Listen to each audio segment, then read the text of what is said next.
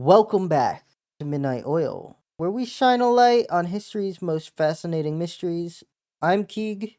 And I'm Tab. Tonight, we're taking on something that impacts us every single day, but it's so easy to overlook the calendar. Ever wonder how we decided a year should have 365 days? Or why February gets the short end of the stick? Spoiler, it's a story full of math, politics, and a little scandal. Stick with us as we explore how humans have tried and often struggled to keep track of time, from ancient lunar cycles to modern digital calendars. And here's something to think about. What ancient civilization gave us a calendar with an extra 5 party days at the end of the year? We'll reveal that later in the episode.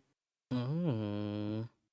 Let's take it all the way back, right, to the beginning of humanity's relationship with time. So, before calendars, before clocks, how did people keep track of this time? Well, prehistoric humans actually relied on the most obvious and consistent timekeepers they had, which was nature.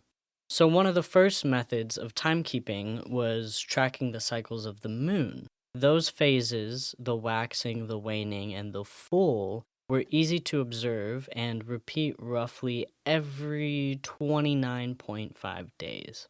But it wasn't just the moon that they were messing with. Monuments like the Stonehenge played a big role in tracking time too. So the Stonehenge was built around 3000 BCE, and it wasn't just some crazy ancient mystery. It actually functioned as a giant calendar, marking the solstices and the equinoxes, the Mm, equinoxes, the mhm. car, vroom vroom. So its alignment with the sunrise during the summer solstice was likely used to signal changing the seasons, which was super important for agriculture and survival at that time. Hmm, Yeah, good for them. I swear, good for them. But then we move on to the Sumerians, which was still around 3000 BCE. They were the first to create a formal calendar system. They developed a 354-day lunar calendar based on 12 months, each lasting 29 or 30 days, and it's one of the earliest attempts to standardize time. But there was a problem with it being shorter than the solar year. The lunar year is about 11 days shorter than the solar year, which meant their calendar would eventually drift out of sync with the seasons. So, to fix that, the Sumerians would occasionally add an extra month to realign the calendar with the agriculture cycle. Hmm, they just said, meh, we'll do what we want. Yeah. Yeah. So even 5,000 years ago, people were already dealing with leap year problems. But here's a fun one. The Sumerians weren't just tracking time for farming, they also used their calendar for religious festivals. Many of their rituals were timed to align with celestial events, combining practicality with spirituality. But that's when we get into something that you're going to tell us about, Keeg. How did other civilizations build on these ideas? Yeah, so this is really cool because it kind of ties into a topic that we've done in the past, being Egypt and the pyramids. One of the earliest calendars, the Egyptian calendar. So, as we all know, the Egyptians were way ahead of their time, but literally, their calendar was one of the first attempts to align human activities with the cycles of nature, and it had 12 months of 30 days each, plus 5 days added at the end of the year.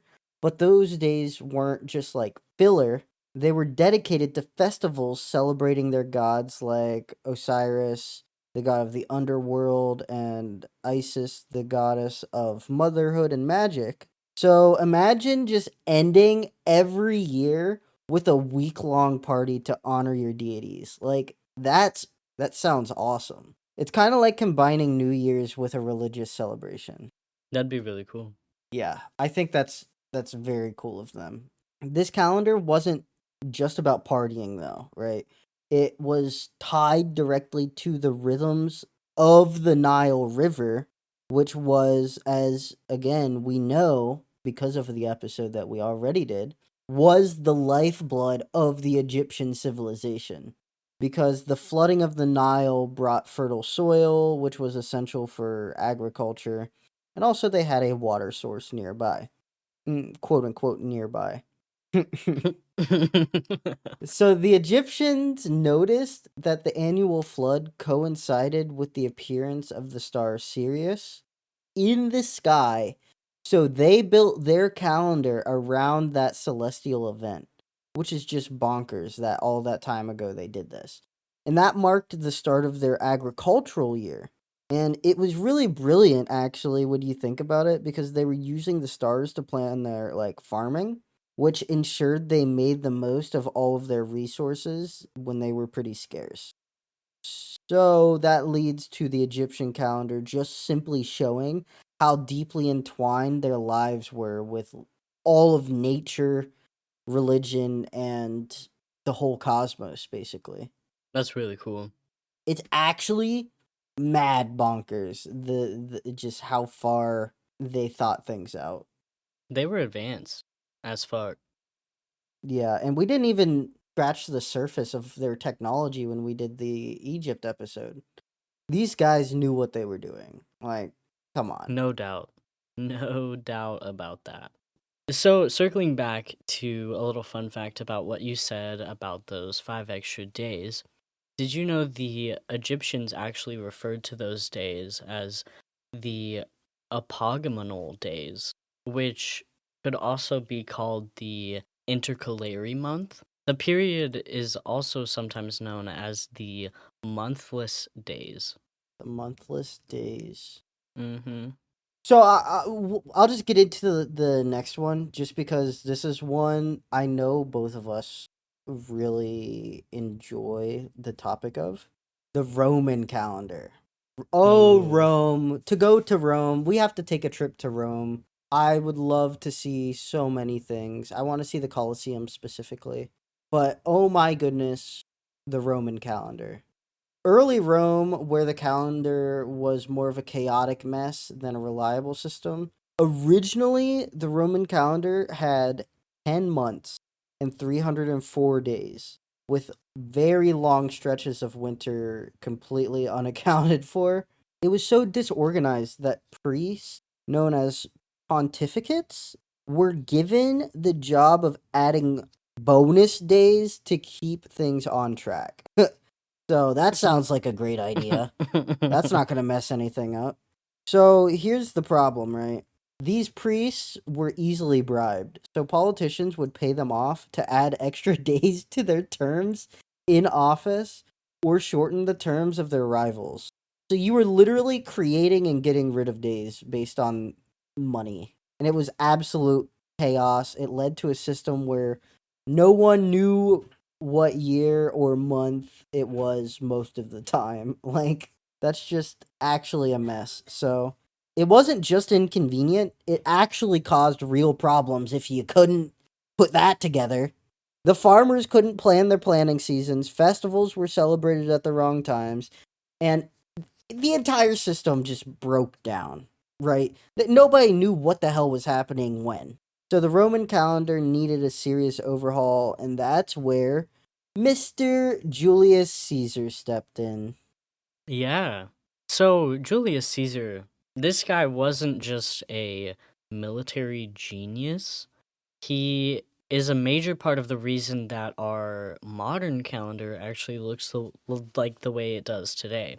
Before Caesar's reform in 46 BCE, the Roman calendar was a mess, as stated. So, Caesar decided, okay, enough is enough.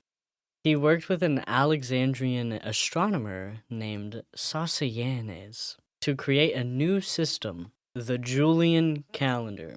So this one had 365 days with an extra day or leap year added every 4 years to account for the 0.25 extra days in the solar year. So here's where it gets really interesting. Caesar also restructured the months. January and February, which had been floating at the end of the year, were moved to the beginning. This was to honor Janus, the Roman god of beginnings, and Februa, a purification festival held in, you guessed it, February. So the calendar we use today is basically a product of Roman politics, religion, and astronomy, but there was a slight issue with the Julian calendar that we'll actually get into a little bit later. But the Julian calendar was still a huge improvement of what we've been seeing over the years, and it really set the stage for modern calendars. But here's a little fun fact before I go. Did you know that July was actually renamed in honor of Julius Caesar? Before that, it was called Quintilis, meaning fifth month. So back when March was the start of the year. So we had January, February, March, April, May, Quintilis. Bro, I would love to see like an original Julian calendar. That'd be cool. Oh, leap year. The term leap year comes from the idea that February 19th helps reset the calendar back into sync with the actual solar year. So, like, a solar year is basically how much time it takes us to get around the sun. So, without it, all of the seasons would drift out of place. But they're not drifting out of place. It's us. Like, us as humans, we need the 24-hour time scale because our society refuses to use the actual time that things are, because technically each day is only 23 hours and like 56 minutes. So that's why we have the leap year, because we simply are adding up all of that time over 4 years and getting an extra day. Ooh. Yeah. So I guess also, if you didn't know that days aren't actually 24 hours long, then there you go. Yeah, it's cosmically it is not perfect and days are not 24 hours long. But we say they are because it is easier for paychecks. I'm Fair enough. just being real. Fair enough. But yeah, take us into the religious sector, because there's actually a lot of calendars that have to do with just like religious reasons. And cultural as well. Yeah, let's dive into one of the most fascinating and complex calendar systems that we still use today, and that's the Hebrew calendar. So, the Hebrew calendar is a lunisolar system, which means it combines the cycles of the moon and the sun. It's a balancing act, and it's been around for thousands of years, actually, serving as the basis for Jewish holidays and rituals. So you may think, okay, well, how does this thing work? Since it's based, on the moon, wouldn't it drift away from the solar year over time? Well, a purely lunar year has about 354 days, which is about 11 days shorter than the solar year. To keep the calendar in sync with the seasons, because holidays like Passover need to happen in the spring, they add a leap month called Adar the second every few years. So they add a whole extra month. Imagine that's the calendar we use. How often does it happen? So it's on a cycle called the Metonic cycle, which adds the leap month in 7 times over 19 years. So it's like a highly organized system to make sure the lunar and solar years stay aligned. And that's a lot of math for an ancient calendar. Every 19 years, 7 times? Yeah. So within the span of 19 years, they add in that month 7 times. What? Let me get more into the structure. Yeah, please. My goldfish brain is not comprehending what you're saying.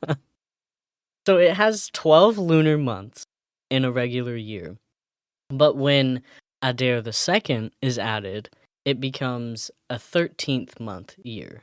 So each month starts with the new moon, and the length of the months alternate between 29 and 30 days. So it's not just a timekeeping tool, it's actually deeply tied to religious practices and agricultural cycles. So holidays like Rosh Hashanah, Yom Kippur, and Passover are all scheduled based on the Hebrew calendar. So they keep a rhythm for life and faith. And even today, the Hebrew calendar coexists with the Gregorian calendar in Jewish communities worldwide. Could you imagine like going to work and finding out you have a whole other month of work that you didn't originally have last year? I would cry. Like you're going to work and you're like, "Oh man, I can't wait for my weekend." And then, the weekend starts, but you actually have 27 more days of work before the month is over. That would be horrible. But yeah, now that we've covered the Hebrew calendar, let's move on to another fascinating system, Hig. We're going to dive into there's a lot of diving going on today. The Islamic calendar, which works differently from most other systems that we've talked about, because it's other than the Hebrew calendar, actually. It's also a lunar calendar, but it's purely a lunar calendar, which I think you said the Hebrew one was lunar solar. Mm-hmm. The Islamic calendar is purely lunar, meaning it is based entirely on the phases of the moon. The Islamic calendar has 12 months, but the year's only 354 days long, making it 11 days shorter than the Gregorian calendar. And this difference has a big impact on Islamic holidays like Ramadan, which shifts earlier by about 10 days every year. So that's almost like if you celebrate Christmas and its significance. It's like that, but if it moved to the 14th next year and the 4th the year after. So, Oh. yeah. So you would like just have days earlier. Hmm.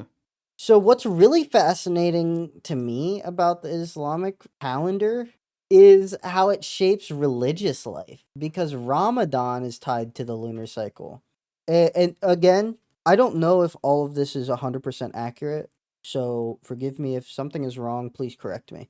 Muslims around the world experience it in different ways depending on the season.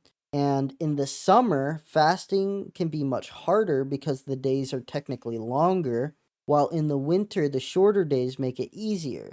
So, this constant shift creates a very unique, ever changing experience of Muslim faith. Faith, not fate, faith. And that kind of leads me to a little trivia question.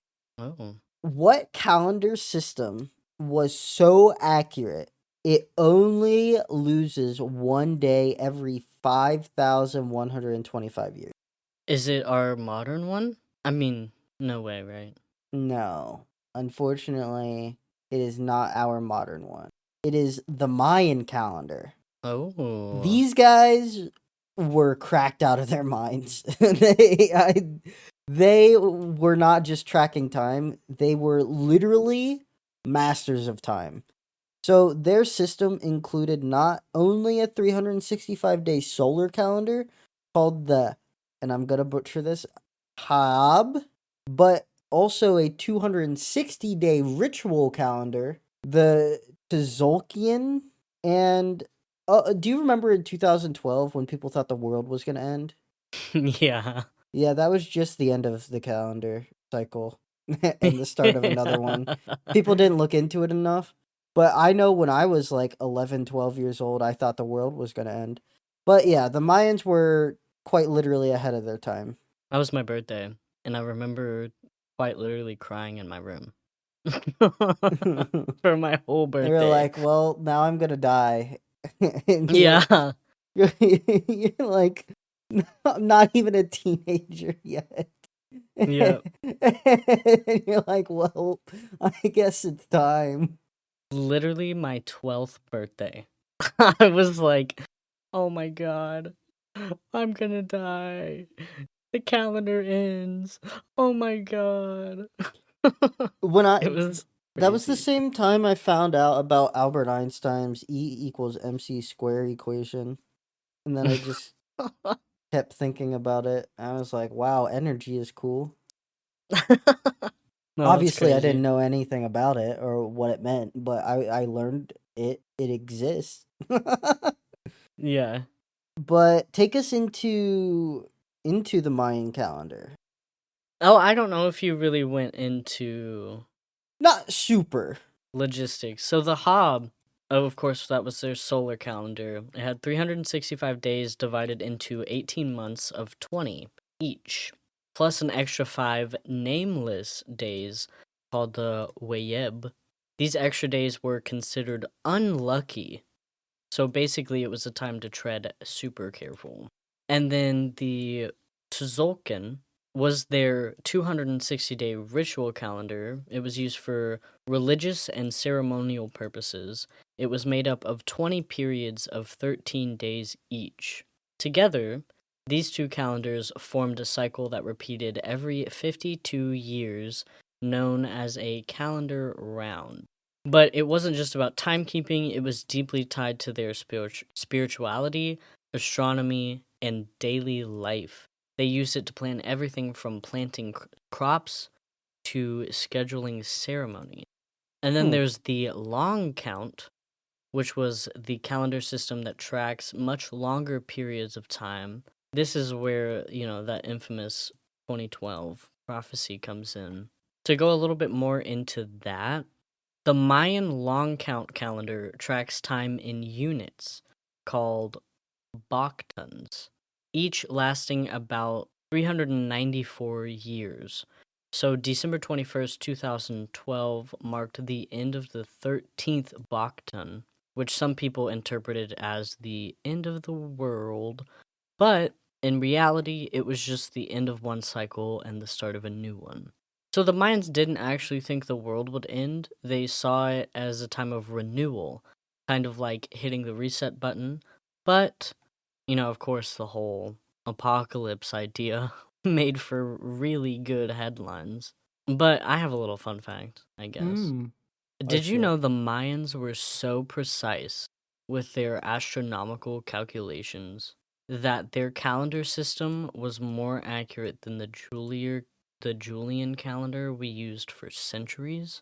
They could predict solar eclipses with almost pinpoint accuracy. Really? Yeah. Holy. It just goes to show you how smart these guys were. Like, oh, like way back then, if we would have discovered like how to harness electricity faster, we would be incomprehensible at this point or dead. Mhm. No, very Holy. much that. But anyways, let's dive into where I left off earlier about the Julian calendar flaws.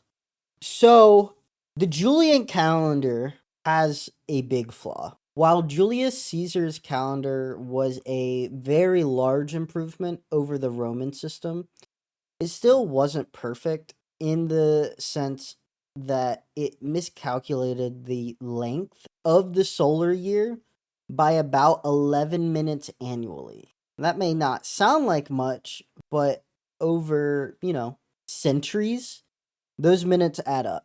By the 16th century, the calendar was completely off by 10 days, and holidays like Easter were no longer aligning with their traditional seasonal markers. And this was a huge deal for the church, obviously, which relied on these dates for religious observances. So it's insane that we were able to calculate that. But yeah, like it ended up being 10 days off. after 1600 years. And here's a little wild story. When Britain finally switched to the Gregorian calendar, I was going to say this later, but I want to say this now because it kind of ties in. Britain finally switched to the Gregorian calendar in 1752. So, not like super recent, but like in the grand scheme of things, these brothers were not using the same calendar, and they had to lose 11 days to get back on track. So Oh people my were god. so confused and angry, and reportedly they protest the streets demanding their days back. So could you imagine just holding like a sign and it's like, "Hey, give me back, September 3rd." Like give me back June 17th. Like just those days were gone. That's so crazy. But that kind of like ties into what the Gregorian calendar was. I touched a little bit on it, but take us into it because that's what we use now, I think. Yeah. So this one's a game changer. Like, literally shook up the whole calendar system. So by the 1500s, obviously the Julian calendar was starting to show its flaws. The shit started to shift, like you said, and Pope Gregory the 13th came around, and the drift had obviously become a serious issue. Easter is supposed to be tied to the spring equinox, and that was just not happening. So something had to change. In 1582, Pope Gregory introduced the Gregorian calendar. The biggest change was it was a new rule for leap years. Instead of having one every 4 years, like in the Julian calendar, the Gregorian calendar skips leap years in 3 out of 4 century years, like 1700, 1800, and then 1900. Only century years divisible by 400, like 1600 and 2000, get a leap year.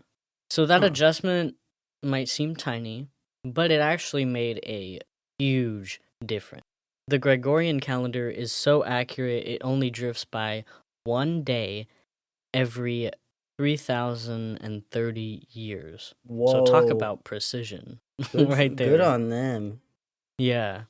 But here's the kicker. Not everybody adopted it right away. The Catholic Church pushed the reform, so Catholic countries like Italy, Spain, and Portugal made the switch immediately.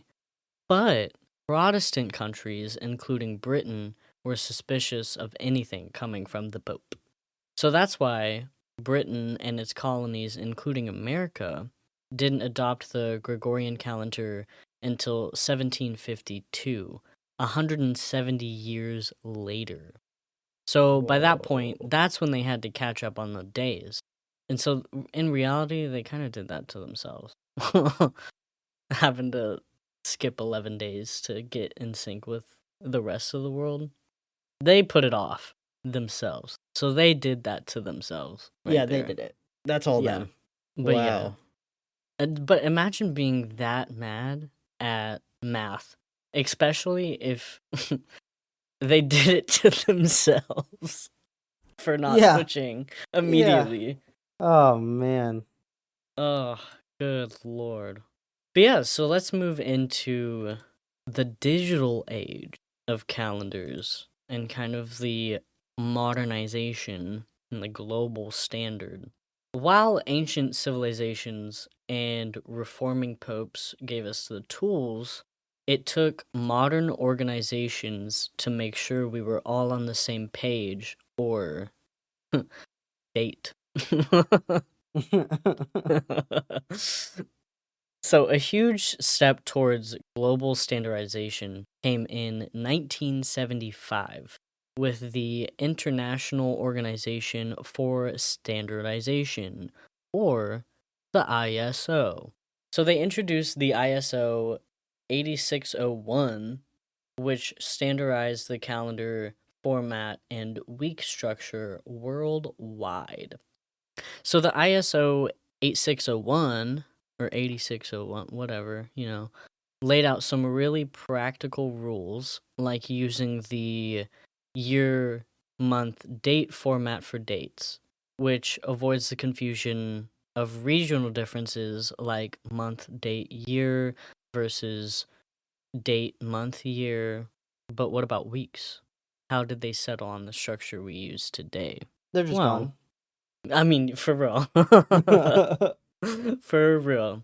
So they declared Monday as the first day of the week, which was already common in many countries, especially in Europe. It made sense for business and productivity purposes, starting the work week fresh after the weekend. So Monday actually became the global starting line for weeks, but it wasn't always that way.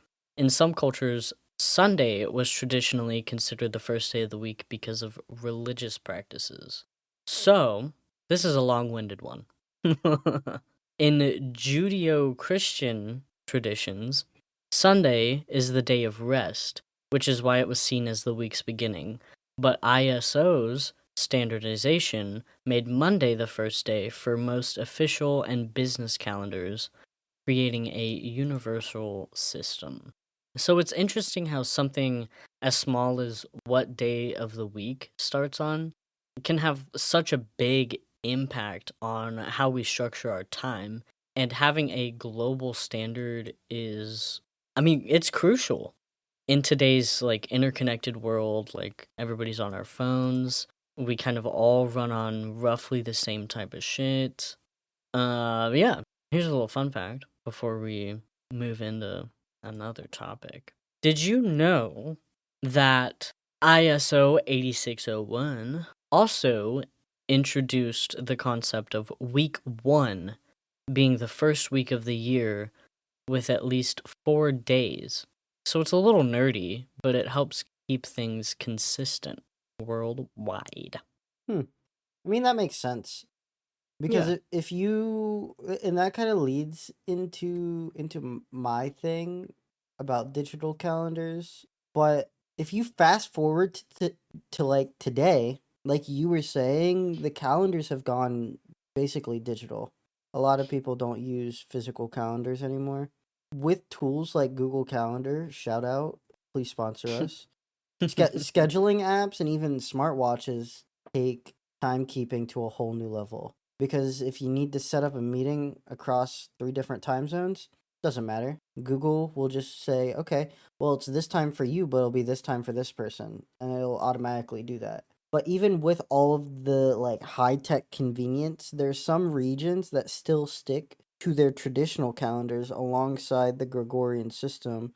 And that's super fascinating. That's like a little reminder that technology, yeah, it moves us forward, but cultural traditions will keep us grounded, you know? Like Oh, these are yeah. things that are super duper important. Hmm. Yeah, that's really cool. But man, we blazed through this. Yeah. I feel like that was a big information sandwich today. Yeah. I learned a lot, I did actually. too. I do have a fun fact to end off on. Oh, let's do it.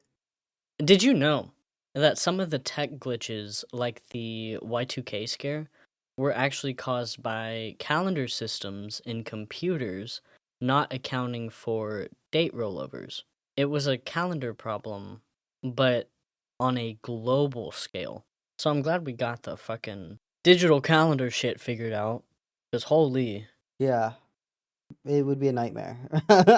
it would. You know, Very much so. I'm all about like trying not to use technology if you don't want to, but like Google Calendar and like just online calendar things are just so good. Mm-hmm. They're so good. Helpful. Yeah. Well, instead of ending the episode early, surprise, we're going to throw some lightning trivia at you. Oh, You specifically. me. Whoa. You. So, Gasp. numero uno, what is the oldest timekeeping device in history? Is it the Stonehenges? No. Oh, okay. It is before the Stonehenges, I believe. Is it like Yes, before then. one of those cute little what are they called? Like obelisks or whatever? Like one of the big stones. Well, not so much that. It looks like the way I'm picturing it in my head is probably not correct, but it's like a little circle Like a telescope. What are those things called? It's not a telescope, believe it or not.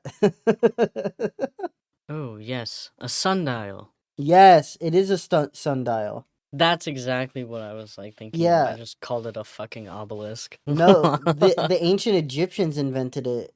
It was called the shadow clock around 1500 BCE, That's and cool. the sundials came a bit later, but basically they were clocking time. Oh, Yeah, really cool. that's cool. Okay, second, why do we sometimes add a second to our clocks? Did you know we do that? No, Yeah. I must have lost a lot of seconds, actually. Is that due to like the daylight saving shit? Yeah, pretty much. It's called a leap second, where The usually fuck? it's like a leap year, but a leap second is where we add it occasionally to keep our atomic clocks in sync with Earth's rotation. When's the last time we did that? The last leap second was on December 31st, 2016, the What year the of fuck? Harambe's death. What the fuck? Yeah. I I don't remember thinking about that when I was 16 years old.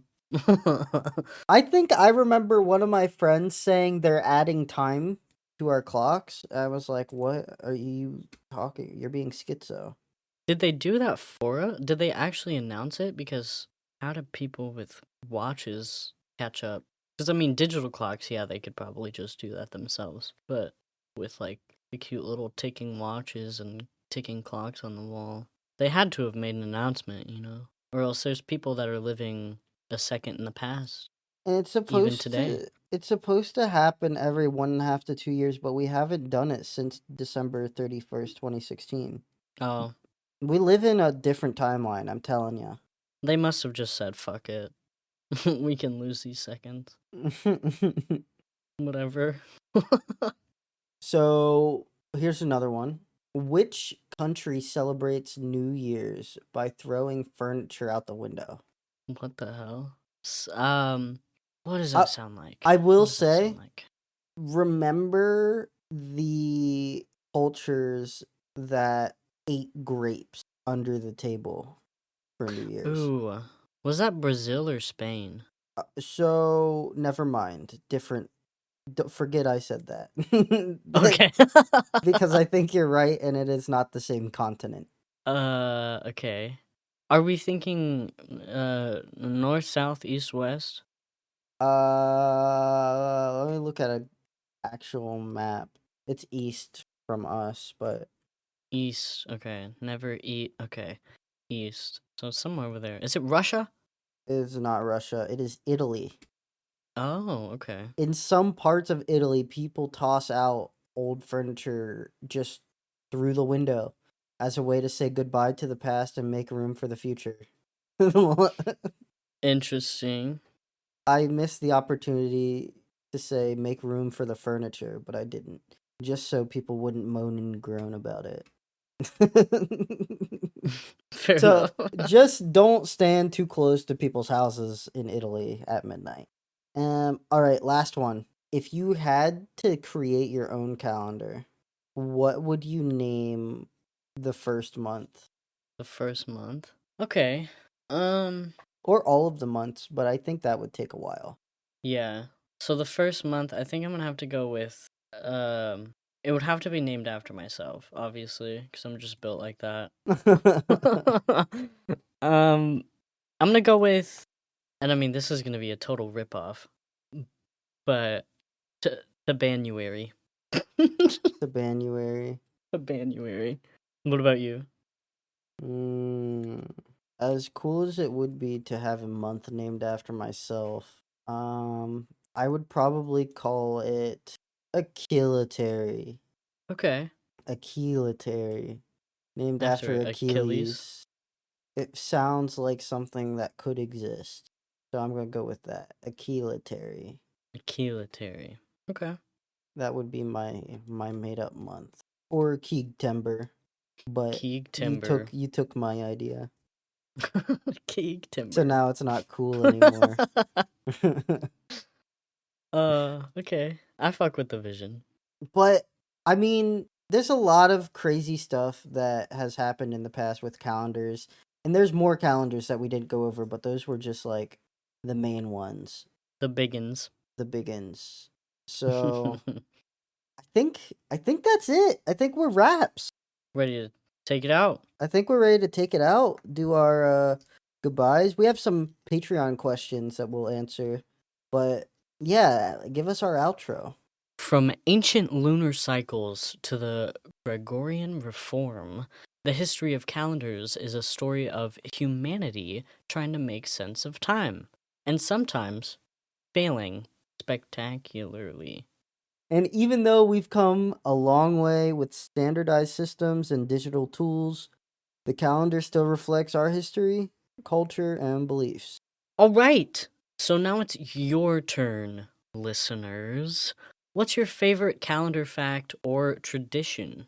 Let us know in the comments below, or you can find all of our social media in the description of whatever you're listening on. Speaking of social media, I have iPad kid TikTok brain, and our Instagram numbers have not been going up as fast as I want them to, and I need some dopamine hits. So go look at the Instagram, go like everything on Instagram, click on everything on Instagram, share the Instagram, follow the Instagram, or Krampus is coming to your house. I'm sending him personally. Yeah, remember? We have him on speed dial. And you don't want that. And if you At think you all. do, go listen to the Christmas episode because you don't. You don't. But now I will say thank you for listening. If you got to this point, very based of you. And we're going to shout out our Patreon members by first reading some questions off. All right. I usually go first, I think, when we do Patreon questions. Why don't you go first this time? Okay. So, we're gonna start off with Cam asked, "Is there a timeline on when you both will start implementing video on your other platforms?" Mm, And I can positively say yes. We don't have the exact timeline laid out, but me personally, I'm hoping to start video by the end of this month, which is January, or the beginning of February. What about you? agreed. Yeah, we're pretty much waiting on me, if we're being honest. I Get a camera. I'm getting a thing, so I'm gonna use my phone for now, but it's going to be really nice because just think about it, right? We're gonna have video, nice crisp audio, and on top of all of that, it's just gonna be it. I don't. Why was I just talking in circles? I don't have to talk in circles. It's the end of the episode. It's the end of the episode. People don't get here. Some No, people may. some people, if you are listening, message us on BlueSky the word Gregory. Message us Gregory, and maybe you'll win a prize. Okay. No, but yeah, I would like to get it done by next month for sure. Also, Happy New Year. Yeehaw, yeehaw. This is the first episode that we're recording in 2025. So, that's pretty Hell cool. yeah. Okay. Well then we'll do two more. We'll do two more because I want to answer this one. Except we kind of already did this in a pre-show. Go check it out. But we'll give you a little sneaky peeky, I suppose. What goals do you guys have for the podcast over the next year? Oh boy, is that a loaded question. I was asked And by Dakota, by the yeah, way. Dakota. We have a lot. So in the pre-show of, I think this pre-show, Yeah, pre-show for this one. and we talked about our goals and stuff that we wrote down. Our goal this year is to get the podcast up on its own two legs and really propel it forwards. Not only just the podcast, but the production company, because we want to make other things that are not just audio podcasts. So Mm-hmm. We want to hit some specific metrics, and ultimately the goal is just to get this out to more people and entertain people and educate people. Mm-hmm. So them's And the basic goals. I'll dive a little bit into our side project goals. We have another podcast idea actually that we are going to be working on getting out. We want that done by the end of quarter one ish. And we have another few things in the works, like maybe getting into gaming and stuff like that. So those are our side project goals that we are working towards. Yeah, I mean, it'll be fun. That's all I'll say. It'll be fun. Yeah, it's gonna be fun. I overtalk about things all the time. This is something that, unless you're gonna be helping pay for the things we want to do, you are gonna have to check out the pre-show, and also go to the Patreon. It's free. True. We're starting to get more free stuff on there, so kind of fun. It'll be good. Yeah, you can see my kidney stone picture Yep. with my cataract. This one's from Zaid. Agrod says, would you argue that Midnight Oil is top 100 podcast of all time? How about 50? Or even top 10? Or 5? Genuinely would like to know. I personally love it. Wow. Wow. Top Those are 100? No, not yet. I don't think so. Truly.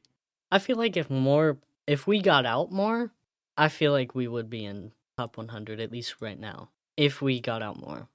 I think I would agree. I think if we had a larger impact, because I don't dictate the success of a podcast based on the amount of views or listens. I base it on how much of an impact it has on people. So Yeah. I genuinely think that we could get there, but top 100 is that's a tall order, right? Because you have all these celebrities that are starting podcasts. So just statistically, if you go by listens and views, we're just automatically not going to be up there quite yet, because Mhm. they simply have more numbers than we do. I would love to get, as a goal, I would love to be in the top 100 though. By the end of this year. I'll add that to our goals thing right this Top very moment. 100 this year. One of our podcasts will be top 100. I like these questions. I want to do one more. I know we're supposed to save them, but I want to do more. And that just makes them have to ask more. Yeah, we'll make another post. What are some areas of the podcast that you guys want to work on? Zaid also asks. I'll let you take it. Some areas. So, one of the major areas that I think we've constantly been working on and low key struggling with is getting our audio situation, like recording raw audio, not necessarily editing, figured out. Like, get the correct noise suppression, the noise gates, the fucking EQ, the gain, the volume, like getting that sorted to make the editing process easier. I think we're getting close. I think we're getting really, really close to like mastering that. But there's a little bit more that we need to work on to really just like nail that in. Like, okay, finally, our fucking audio is perfect. Nothing else to worry about. Editing's gonna be a breeze. And how I know that we're getting close is because actually I was editing the pre-show earlier, and tell me why I didn't have to balance anything. No Not a single way. thing. I I didn't didn't have to know that. adjust any of the volumes. I didn't have to raise the envelope shit in Audacity. I didn't have to do any of that except for in the very beginning before I increased my gain, like halfway through, not even halfway through the pre-show. It was like maybe a minute into the pre-show. I was like, let me just increase my gain real quick and see where that puts me. Perfect. Wow. Made it perfect. So So, we're au- almost there. audio balancing is almost done. Almost there. But Holy. that's my major area. I'm only Y- gonna do one because I can go yeah, on. Yeah, I mean, I could go on about things too, right? Like, when you make something and you're passionate about it, there's always things that you can nitpick. I think my big one that I want to work on is getting it out there because I think we're getting to a point where it's starting to sound really good, at least so we've been told, especially by people we don't even know now, which is Mm-hmm. insane. That's so cool. So I want to work on getting the content out there. I think getting into gaming may help. That's just more editing though, which we're we are both going to just be working like dogs for this next year or two, however long it takes us. Whatever we gotta do. I'm Whatever we ready. I'm gotta locked do. in. I'm super locked in. If we do gaming content, we do gaming content. If we make another podcast, we're doing another podcast. Like, all I know is that I want to do more entertaining things. Not that this isn't entertaining, but this is more like we're learning and being educational. So I want to get out there. I want to get in front of more eyeballs, and I want to entertain. That's what I want to work on. I'm down. I But fuck yeah, with the vision. thank you to we have 4 paying Patreon members now. Or 5. Yeah. No, 4, 4, Four. Four. 4. Yeah. We have 4. Yep. We have four. Look at us. Look at us. So we're gonna do our formal shout outs now. So shout out to Zaid slash Agrode. Shout out to Dakota. Shout out to Cameron. And shout out to Stacy or my mom. Very cool. Y'all are awesome. Y'all are sick. And if you're not subscribed to our Patreon, you should definitely check that out. We do a lot of fun stuff there. Soon to be more, way more. Yeah, a lot more. And stay tuned because this is everyone says it, but this is our year. Oh, for sure. This is our year. We gonna blow up. Thank you guys for listening, and we're gonna see you on Wednesday for some redacted. Yeah. All right. Have a good night. Nighties. Good night.